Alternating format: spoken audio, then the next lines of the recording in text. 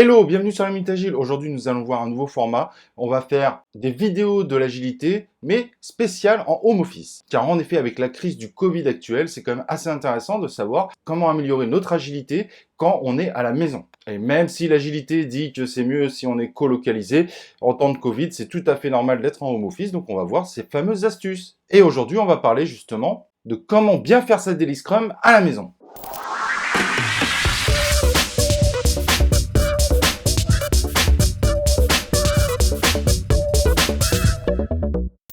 Alors, comment faire cette daily scrum à la maison?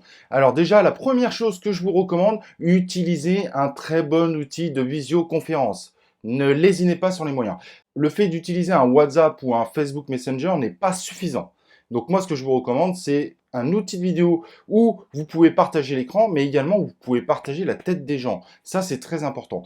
Pourquoi? Parce que quand on arrive à voir la personne qui est en train de parler, même s'il y a un écran partagé, l'avantage que ça a, c'est que ça crée de la vraie interaction. Donc les deux outils que j'ai dans ma tête, moi, il y a Zoom par exemple que vous pouvez voir là. Donc vous voyez, on voit le partage d'écran, mais en même temps on voit la personne qui parle. Donc c'est super interactif. C'est vrai que c'est quand même beaucoup plus simple quand on voit les visages des gens parce que les visages donnent de l'émotion. Alors il y a une petite polémique autour du partage de données avec Zoom.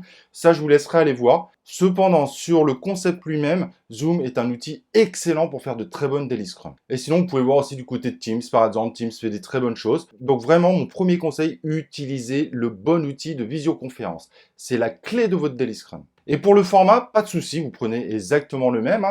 Allez voir notre vidéo sur la daily scrum pour vous rappeler du format de la daily scrum. Vous faites exactement la daily scrum dans les mêmes conditions. Cependant, je vais quand même vous donner une deuxième astuce intéressante.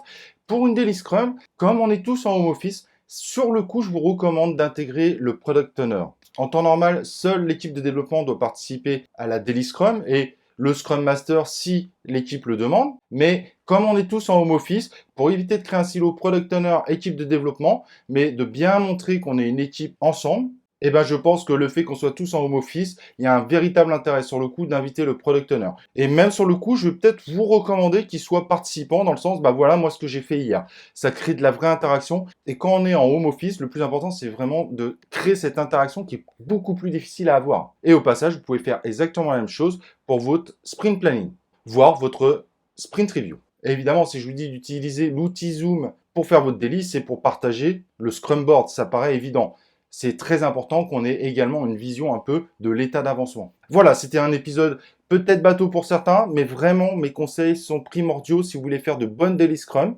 Voilà, si vous avez des questions ou besoin de d'autres conseils, n'hésitez pas à utiliser la zone commentaire. Ça me fera un plaisir d'y répondre. Et moi, ce que je vous propose, bien évidemment, maintenant, c'est qu'on se retrouve dans un prochain épisode de la Minute Agile.